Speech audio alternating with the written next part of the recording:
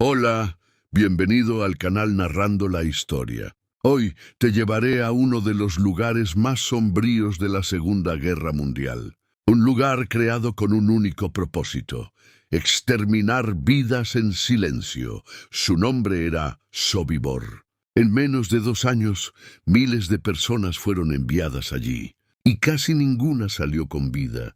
No había juicios, no había registros, solo vías de tren, portones cerrados y un sistema de muerte frío y calculado. Pero, ¿qué sucedió realmente dentro de ese campo? ¿Cómo funcionaba esta máquina de exterminio? ¿Y cómo en medio del horror surgió una de las fugas más audaces de la historia del Holocausto? Prepárate, porque esta es una historia que el mundo casi ha olvidado. Si te gusta este tipo de contenido, deja tu like.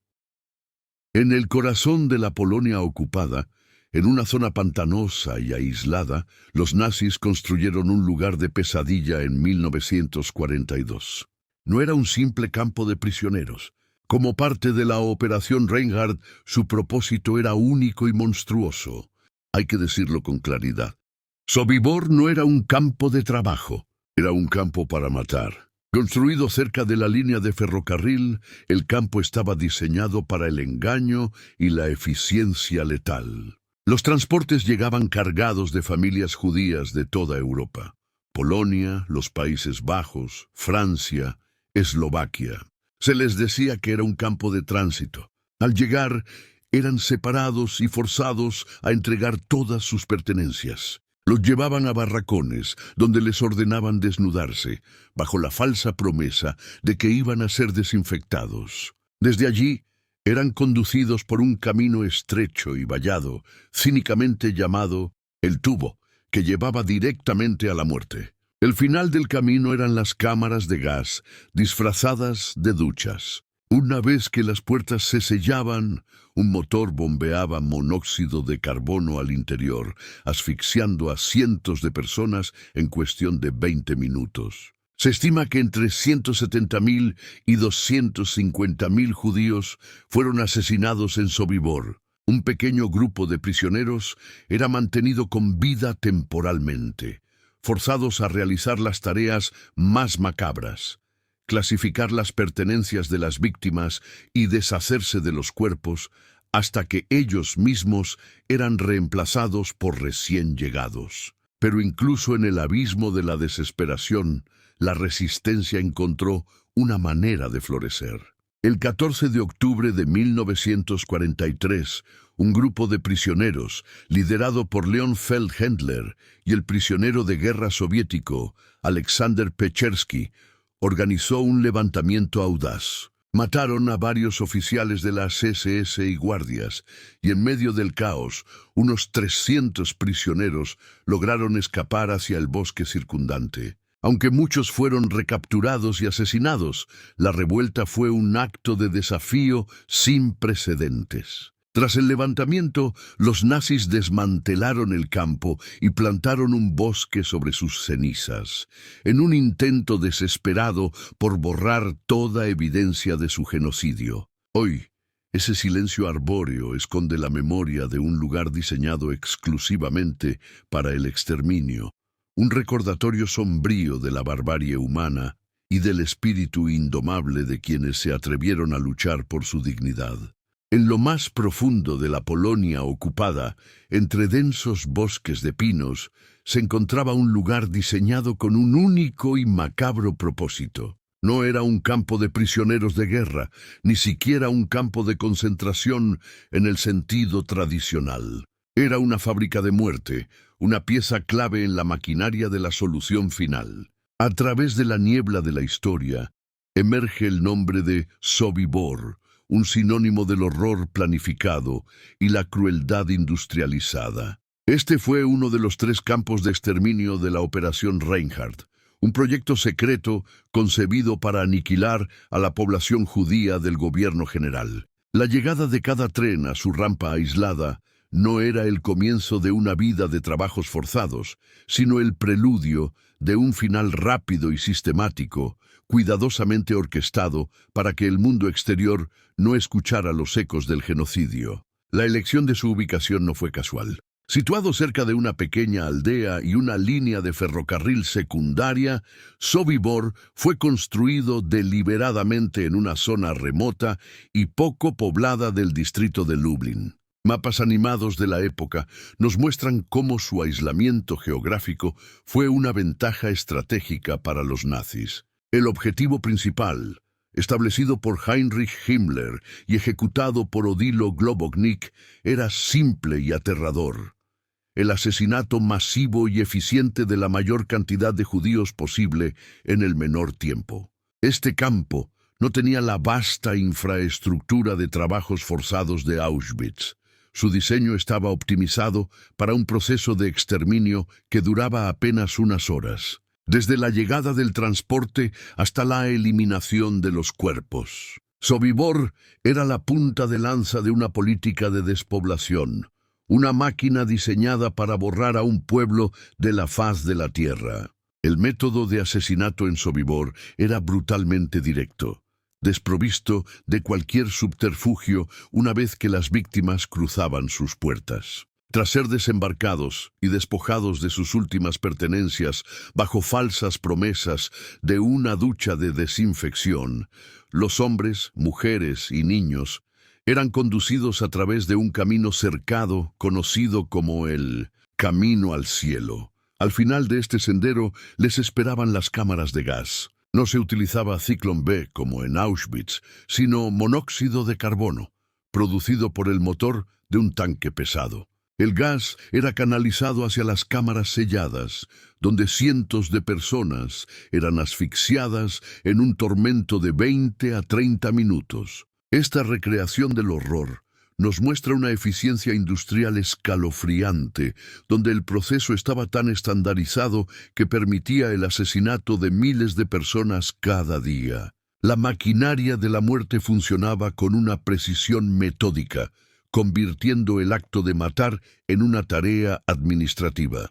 El campo operaba bajo un manto de secreto absoluto, envuelto por la densa vegetación que lo rodeaba. Los bosques de pinos actuaban como una barrera natural, ahogando los gritos y ocultando el humo de las piras funerarias donde se quemaban los cuerpos. El perímetro estaba vigilado por guardias de las SS y colaboradores ucranianos, con órdenes estrictas de disparar a cualquiera que intentara escapar. Este aislamiento extremo permitía que la operación genocida se desarrollara sin testigos incómodos. El mundo exterior, incluso las comunidades polacas cercanas, permanecía en gran medida ajeno a la escala de la atrocidad que se cometía a pocos kilómetros de distancia. Sobibor era una isla de terror, un punto ciego en el mapa de la conciencia humana, diseñado para que sus crímenes desaparecieran sin dejar rastro,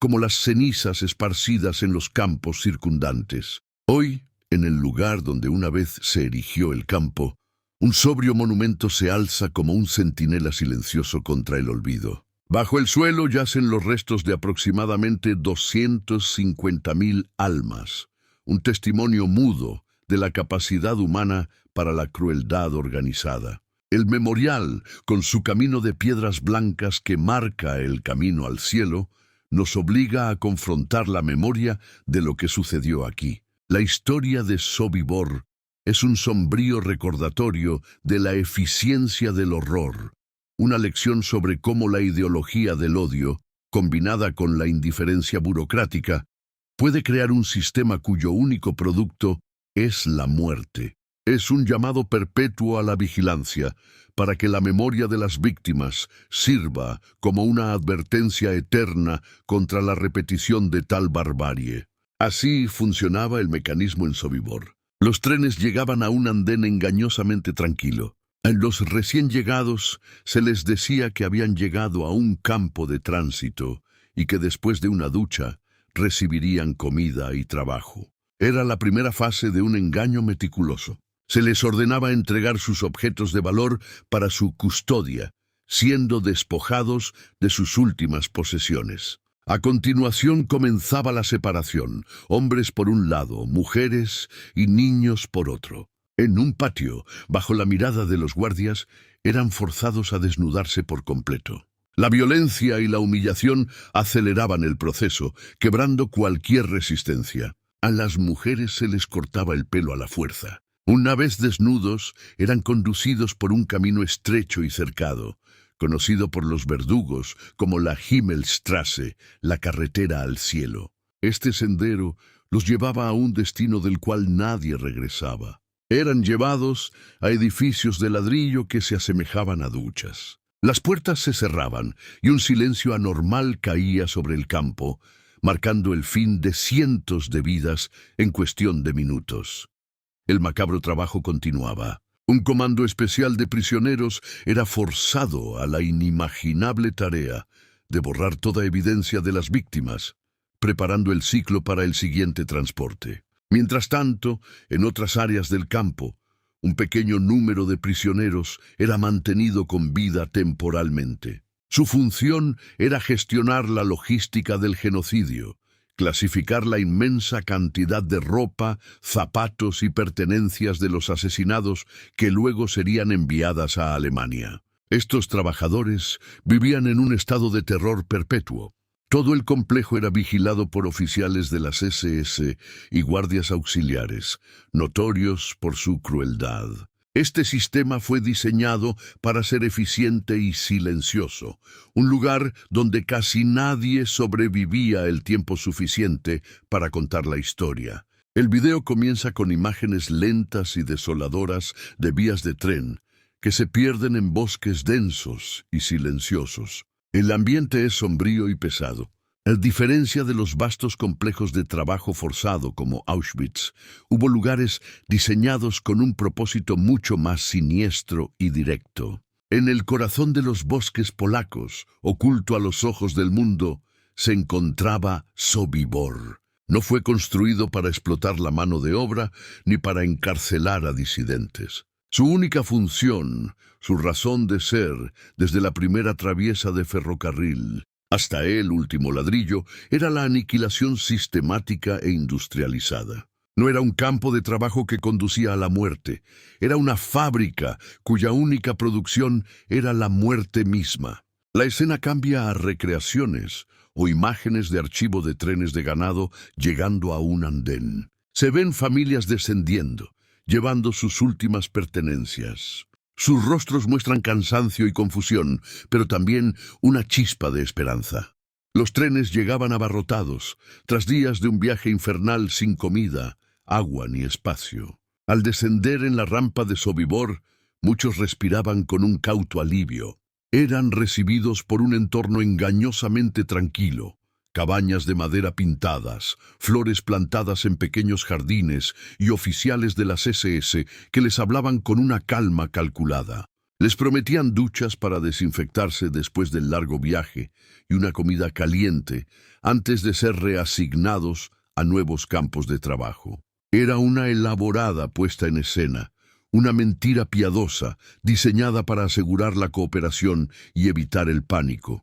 Las familias, aferradas a cualquier atisbo de normalidad, caminaban hacia su destino sin saber que sus esperanzas eran el primer paso de su aniquilación. Imágenes más duras y simbólicas, alambre de espino, botas en el barro, miradas vacías. La música se vuelve más opresiva y tensa.